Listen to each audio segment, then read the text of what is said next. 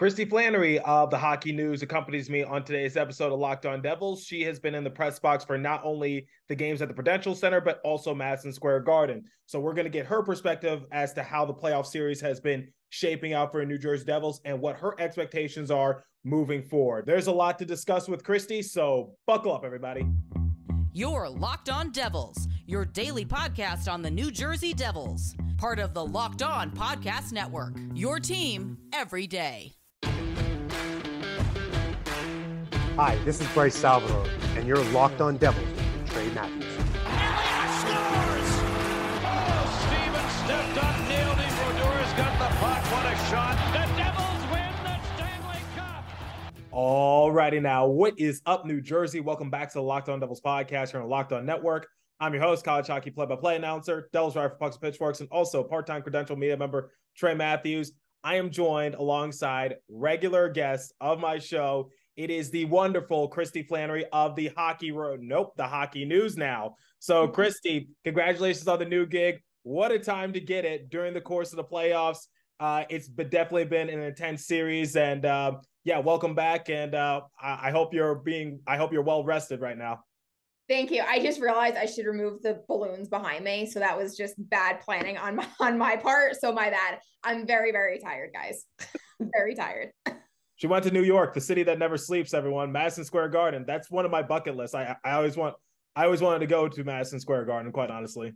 The last time I was there before this series was like 2000 when I went to an NSYNC concert. So it was just like, I've never experienced hockey there.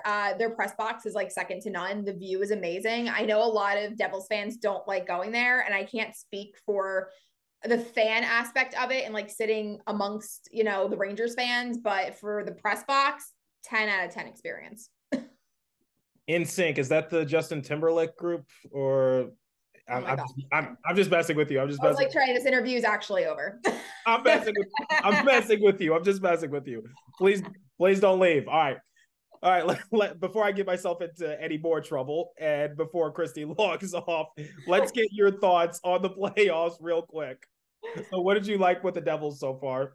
I gotta be honest, looking back now, like after you kind of digest what the first four games were, it really does make sense the way it kind of worked out. You had the Rangers come out, they have that veteran experience, and you can argue how important experience is like all night. But the Rangers came out, did what they had to do. And then, the Devils are the comeback kids. This is a team that you really can never count out.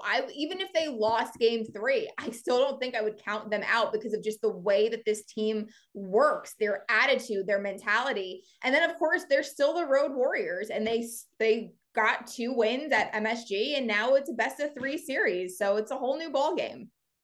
I guess people can technically say that the Rangers have home ice advantage because neither team has won in front of their home fans. And obviously the Devils, they have a better road record compared to their home record. And the one thing I said is don't count them out because they've been proving people wrong all year round. So why stop now? Yeah. So it's definitely been it's been a breath of fresh air these last couple of games. It hasn't been perfect, but at the same time, they're getting the job done, which is one of the reasons why I just said, like, just work on what you can work on and take what you can get. Like, and you can win a game 2-1 or 2-0, whatever the case might be. You're not going to score 5 or 6 goals against the Rangers, not so often. So you got to try to take advantage of what's been given to you, especially with Shesterkin and net. But I want to talk about some key players for New Jersey Devils. So recently I was speaking to another Devils personality. You might know him. His name is Jersey Joe. And we were talking about some key X factors for New Jersey Devils. We talked about Jonas Siegenthaler, him being a healthy scratch in game 2, kind of a questionable move from Lindy Ruff. We talked about Timo Meier, even though I don't think he has a single point during the course of the playoffs, he's still asserting himself. He's still being very physical. Yeah, the penalties are a little much, but at the same time, at least he's putting the effort there, and he's definitely just a bulldog coming down the lane, or as I like to say, a locomotive. Or Akira Schmid, we knew how good Akira Schmid was, but I don't think the rest of the NHL was aware of how good Akira Schmid was. So I want to hear your thoughts. Who are some key players for the New Jersey Devils during the course of the playoffs? I mean, when you say to me key players, there's only two players that really come to mind in that category, and that would be Jack Hughes and Akira Schmid. Yeah, because for Jack Hughes, prior to Jonas Siegenthaler and Andre Palat getting those goals, Jack Hughes was responsible for 3/5 of the goals scored up to that point. So what have you been noticing from Jack Hughes? Because you actually put out an interesting stat that Jack Hughes actually has a quarter of the hits in the series alone compared to the entirety of the regular season, because he only had 12 hits and 12 hits in 78 games, and he has 3 and 4 right now. So he's already a quarter of the way there, and we're just 4 games into the postseason. So what have you been noticing from Jack Hughes? Because sometimes he does get shut down, sometimes he does look a little flustered, but at the same time, he's putting up the valiant effort and he's finding a way. I think there was a question with Jack and maybe Dawson, a couple of the other guys, of how they were really going to handle playoff hockey, because there is a difference between regular season and playoff hockey. And I think the one thing that I noticed with Jack was that he's very composed. It didn't really seem like there was that much of an adjustment to him to play postseason hockey. And he's good against the Rangers. I think he scored his first, I think he earned his first career NHL point against the Rangers. There's just something about this team that he just performs very well against them. And we've seen that throughout the league, right? There are certain players and certain teams that just do well against others. There's really no reason for it. And he's adjusted. And I think you understand too with Jack, he has the puck a lot. He's going to lead the team in giveaways. The way that he plays, the way that he moves up and down the ice, that's kind of a given, but you're seeing him a lot stronger defensively. And that's something that's really good to see with him being such a young age. And he's adding a little bit of that physical element, but he's still staying true to the player that he is. He's still Jack, which has been really exciting to watch. And I think it's kind of comforting for fans to see that he's not a fish out of water in playoff hockey. He's just Jack doing his thing. Right. And Jack Hughes is obviously the franchise piece.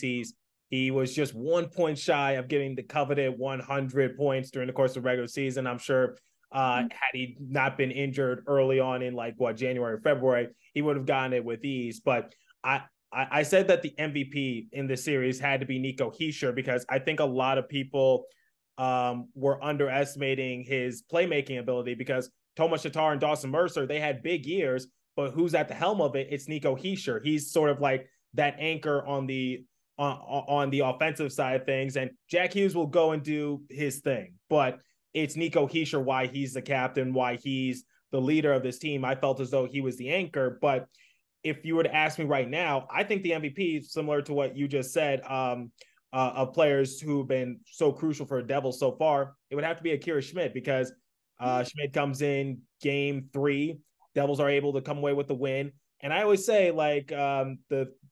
had the Devils, that was sort of a must win for them, because you don't want to go down 3-0. The last time that a team overcame a 3-0 deficit, you would have to go back to 2014 again, when the LA Kings were able to do it against the San Jose Sharks. So it's been a good while since that's happened. It's possible, but you don't want to play with fire like that. Even if the Devils did lose game 4, I always say the 3-1 lead is the most infamous lead in hockey. So we've seen teams overcome 3-1 leads, but digressing a little bit, Akira Schmid, you would have to look at him as the X factor as to why this series turned around, because especially in overtime, he steps up his game. And I know he said post-game that he was really nervous, and having spoken to him one-on-one, I know he admitted to me one time that he got nervous, but seems like he's really coming to fruition these last couple of games, wouldn't you say? It's so funny to watch him, because I was reading an article that Mike Morial from NHL.com did. It was a great article about Akira. And he spoke to Tom Fitzgerald. And one of the quotes that really jumped out at me was Fitzgerald saying how he's not necessarily the most athletic goaltender that we have. And I think a lot of people forget the mental aspect of hockey, especially the mental aspect when it comes to goaltenders.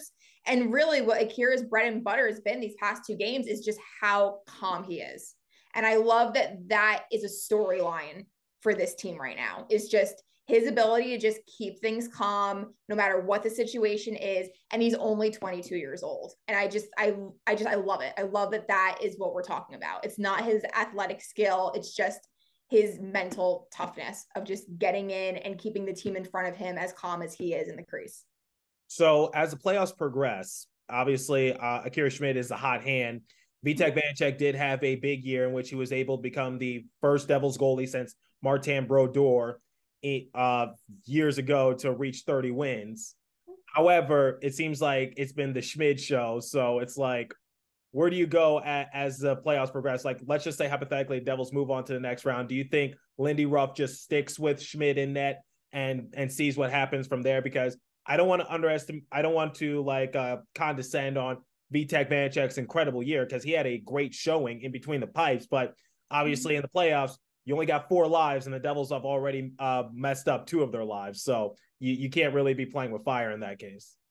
Well, I think with Vitek I agree with Ruff when he said that there were a couple goals that Vitek would obviously want back, but I think that he was really the victim of the team's jitters in game 1 and 2, because when you look at the team that played in front of Vitek in game 1 and the team that played in front of Akira in game 3, it was very different. The team was much better in game 3 and game 4. And I think that's something that people have to keep in mind. It's not that Vitek performed had this horrible outing. The whole team did. And I think that's something to consider. But I'm not a coach. That's way above my pay grade. But I would say you ride the hot goaltender until, we've seen it in the past, right? Hot goaltenders get teams far in the playoffs. So I think it would be a little silly that if Akira is only letting in 1 goal per game to yank him to put in Vitek. But I also think at this point, the whole idea of people debating who's goaltender 1 and who's goaltender 2, who cares? If you have 2 that you can just seamlessly rotate in and out, that'll get the job done. Who cares who's 1A and 1B? I've never thought of it from that perspective, quite honestly, because me and my buddy, we were debating it just yesterday, like who should be the 1A, who should be the 1B. And I was like, Vitek had a good year. Akira Schmid's having a good outing in the playoffs. He's had basically you can't go wrong either way at this point. But you know what? Yeah, I think that's a unique way of looking at it. Like, who cares? Well, it's like the line combinations, right? Like you see, whether it's me, Amanda, or Sam, or Catherine, or Ryan, we put out the line combinations that are used in practice for the morning skate, and people lose their minds over it. And they're like, how could Timo Meier be on the 3rd line? If Timo has chemistry with those 2 other players and that 3rd line gets the job done, who cares? You want the most effective combination. It doesn't really matter 1 through 4. I think people are focused sometimes on the wrong thing. Right. If they could be effective, and listen, you might have a game look in November. There were games where the BMW line was the best line out there for the Devils. They were the 4th line, but as long as they get the job done, who cares? Yeah, I think Amanda actually tweeted this out a couple months ago. She said, look, just because Timo Meier is playing on the 3rd line, it doesn't mean he's going to get the second least amount of ice time. That's not how that works, kind of thing. So they're going to roll. If there's one thing that Lindy Ruff is consistent with, is that he will roll 4 lines unless he absolutely has no choice. Right. So let him roll his 4 lines. And people, and correct me if I'm mistaken, but I think people are expecting for Timo Meier to put up Jack Hughes type numbers when there's already a Jack Hughes on the team. So Timo Meier back for the San Jose Sharks, it was him and obviously Erik Karlsson. But now here, it's him, it's Jack Hughes, it's Nico Hischier, it's Jesper Bratt, it's Dougie Hamilton. It's all these different guys who could score, who already have chemistry with the team. So my thing is look, I know you want to see Timo Meier drop 40 goals once again. I would love to see that too. But at the same time, Timo Meier is not top priority when it comes to offensive numbers. It's Jack Hughes, it's Nico Hischier, maybe Jesper Bratt at times. On the defensive side of things, it's Dougie Hamilton. So people are expecting for Timo Meier to be Jack Hughes when there's a Jack Hughes on the team already. Wouldn't you agree with that assessment a little bit? There's a different role. His role in San Jose is not his role in New Jersey. It's not going to be. And it's a matter of the team and Timo and the coaching staff figuring out what his new role is going to be. And I think, again, people do not realize how hard it is for these guys to transition to a new team and a new system, especially at the trade deadline where it's just go time. I talked to Tar about this, and he goes, at least when you sign in the summer, you have training camp as kind of your figure it out time. He goes, when you get traded at the deadline and now it's oh, we're going to be in the playoffs, you just got to figure it out. and you just have to go out and you have to play your best. And there's so many nuances to doing that I think people don't necessarily see or really pay attention to. Timo is fine. Timo is still, he's not on the score sheet, but he's making an impact. He leads the team in hits this postseason. He's been all over the ice. He's making an impact. It might just not be the impact that fans want to see. Right. And it leads into my next question, because I think for Timo Meier, his contribution has been severely underrated, because I love the amount of hits he's been assessing to the Rangers. I love the fact that he's like I said, a locomotive coming down the lane. But are there any other like underrated players that no one's really talking about, or someone that is just putting up the production, but maybe they're not going to be given the credit that they deserve? Because I know you tweeted out something about Curtis Lazar. You also tweeted something out about Nate Bastian on the PK, Jesper Broquist being a good skater. So I want to get your thoughts. Like, who is like one or maybe a few of the more underrated players on the playoff roster right now? See, I love when people ask me this, because I just like to throw a wrench into everything. I'm actually going to say that I've been very impressed with Kevin Ball, because I think people have to remember when he first, like earlier in the season, he was the 7th defenseman. He was the guy that was just really there for like injuries, or if Ruff felt that like a guy needed to sit or for whatever reason. And in my opinion, he's been one of the most steady defensemen that the Devils have had this series. He's definitely been the most physical. And when I talked to him after the Game 1 loss, I asked him if he kind of felt more pressure, because I think there's a pressure when you're that size and you're not throwing your body around and laying hits, you're going to get judged for it in a negative way. Like, that's something that fans want to see. When you're 6'6", you want to throw the body around. It's not just the long reach with the long stick. And I asked him, like, do you feel more pressure to play a physical game? And he said, I don't. But he said, he's like, I love playing a physical game. But he said, it's about timing in the NHL. You want to, and Brendan Smith explained this to me too. Being physical is just finishing a check, because a lot of times when you go out of position to lay out the big hit, you're out of position and something bad's going to happen. And I think what you're really seeing with Kevin is he's figuring out how to use his body, how to physically make an impact, but not put himself out of position. So I think that he doesn't get enough credit for what he's doing in that third pairing. Yeah. And to go off what you said, because I actually did an episode centered around this, his defensive point shares during the course of the year was 1.4, which ranked 13th on the team. But what you need to factor in is that he appeared in 42 games during the course of the regular season. So he appeared just a little over half the games, and yet he's already creeping up into the top 10 for something like defensive point shares, which, if anyone needs a reminder, an estimate number of points contributed by a player due to his defense. Or when you look at the block shots, once again, 13th position with 38, and he has appeared in 42 games. And when you look at the players that are ahead of him, all of them, with the exception of Andre Palat, who appeared in 7 more games than he has, all of them have appeared at least 60 games.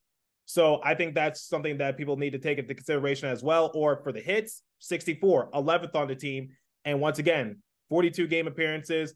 And the only 2 people who are ahead of them are for most hits on a team in least amount of games. Nathan Bastian, 43 game appearances with 99.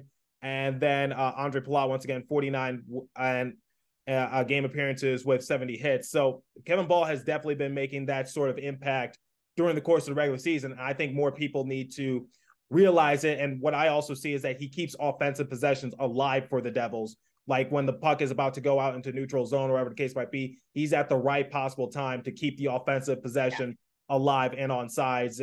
And like you just said, Kevin Ball, not only during the course of the playoffs, but towards the end of the season, I think he has been one of the more underrated players. He's been balling, for lack of a better term. But I love Kevin Ball, and I think he definitely deserved the everyday role. Well, and I think too, I think people forget that, this was really this whole season for him was about development, learning, and taking advantage of opportunities, and to kind of see how he's developed throughout the season to the role that he's in now, and that he's been consistently doing it so well these past 4 games, good for him.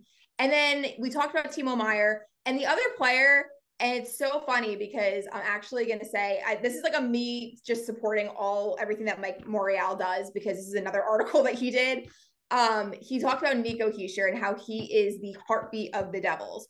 And I agree with that take. And I feel every season I've covered this team, I write at least one article about Nico and his development as captain and how he's the right role. Like he's in the right role for himself. If he's the heartbeat, Eric Holla is just the heart and soul. Like he is the soul of this team. He's a player that every shift that he gets on the ice, like that man is trying 100%.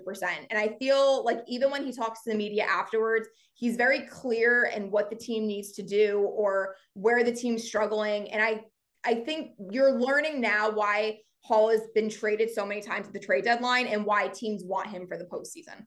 Yeah. And I remember, I believe it was either Amanda Steiner or James Nichols who asked the question as to why, like, this was a few months back, like when the Devils were losing, and a lot of people were like, why is Eric Holla still on the same line as Jack Hughes? Why is he not a healthy scratch?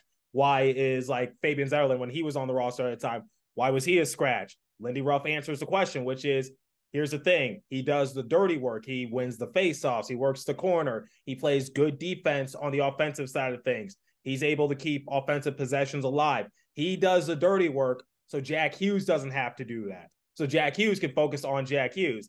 And then towards the end of the year, Eric Holla went on a bit of a hot streak. He was able to score a lot more times. And then people started to realize his worth means a lot to this Devils organization. And he scored the second goal of the playoff series for the Devils in game 2 on the power play. So Eric Holla, I will admit, Kristy, I was one of those people who doubted Eric Holla. But after Lindy Ruff shed that light, yeah, I know you're shaking your head. I know. Shame on me. But when Lindy Ruff shed that light on Eric Holla, I was like, okay, let me look at it from that perspective. And I realized, wow, Jack Hughes is actually doing what he can do because Eric Holla takes the burden off of his shoulders. And then when you see Eric Holla not on Jack Hughes' line, Jack Hughes went on a bit of a cold streak.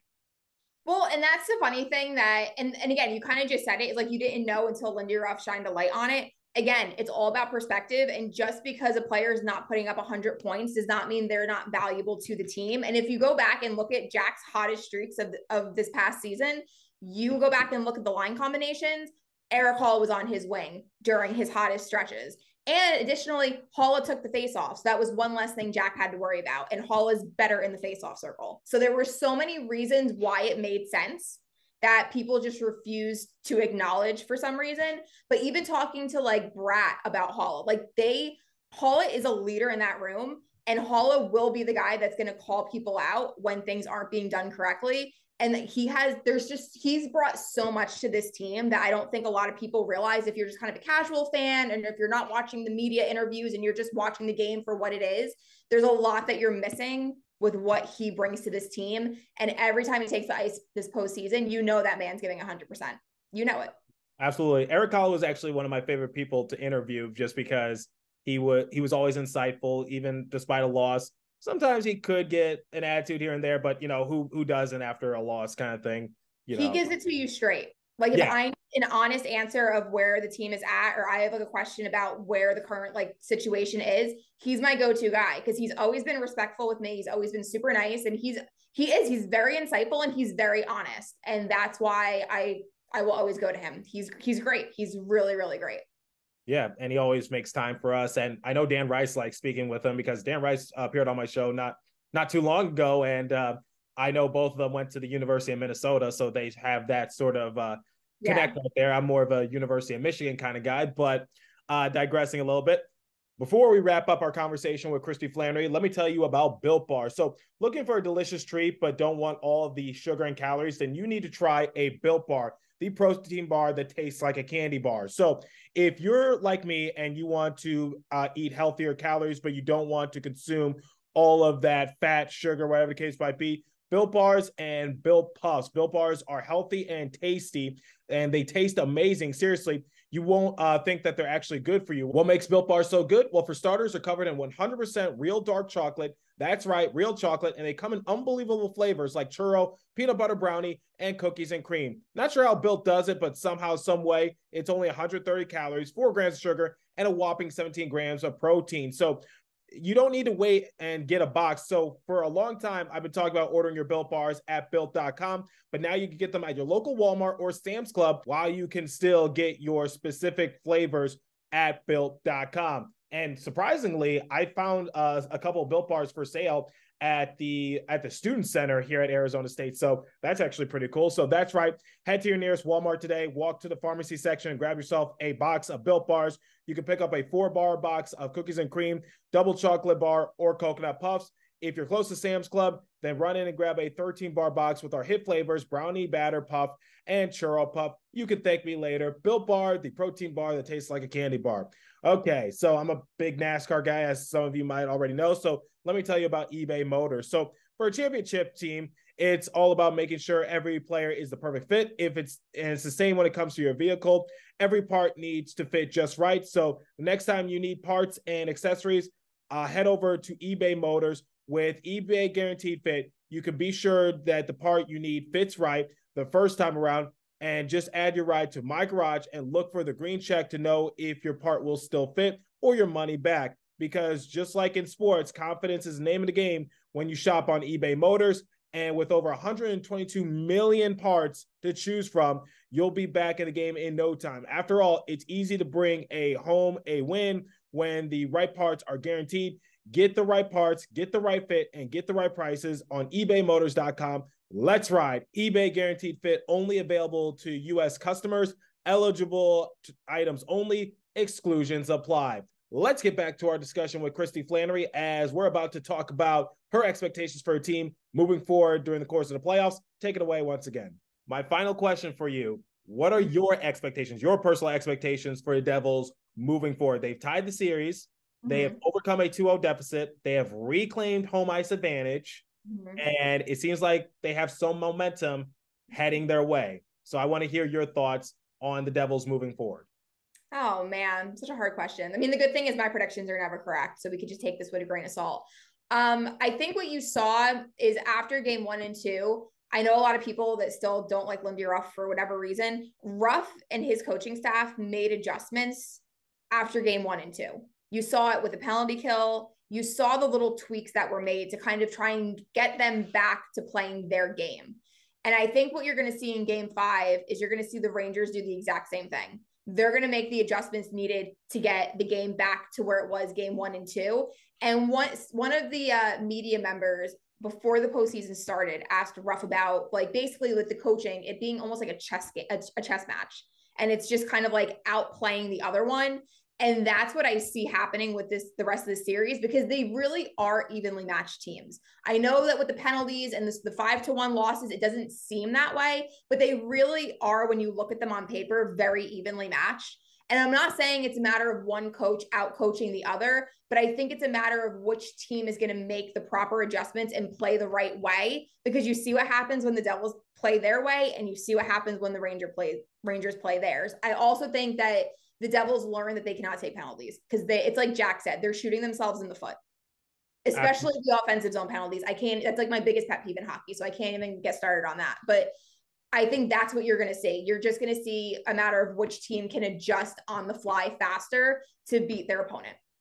And I want to give another shout out to Eric Holla, because I don't know if you saw this in game 3, period number 1, Dougie Hamilton gets a penalty. Then not too long after, Timo Meier gets a penalty. What does Eric Holla do? He draws a penalty on Vladimir Tarasenko, and that exonerates the lengthy power play for the New York Rangers, because essentially the Devils were potentially going to play 4 straight minutes on the PK, and that can't happen. So that was a smart veteran move by Eric Holla. So yeah, I think if the Devils just take their time, don't give the Rangers any momentum, and you got to take it to Shesterkin early. And they have to play a north-south style of hockey, because the Rangers are going to clog up neutral zone. And that's why the Devils got so many icing calls a couple games ago. So that's my thing for the Devils, which is you just got to be adaptable. And this is the playoffs, and you got home ice advantage once again. You got to win at home at some point. You're either going to put yourself in the driver's seat in game 5, and then you'll go and play on the road. You're a good road team. You'll clinch it there. Or you'll drop 1 at home, you'll win at Madison Square Garden, then you got to win the win or go home game 7 at your old building. So they got to win. If they want to win the series, they got to win at home at some point. Yes. So that's my thing. And I think just stick to if it ain't broke, don't fix it. So I like Curtis Lazar in the lineup. I'm loving what Nathan Bastian is doing. I'm loving that Jack Hughes still has some momentum carrying over from the regular season. And I think the Devils, they're showcasing to the world once again, don't doubt them, because people doubt them early on in the season.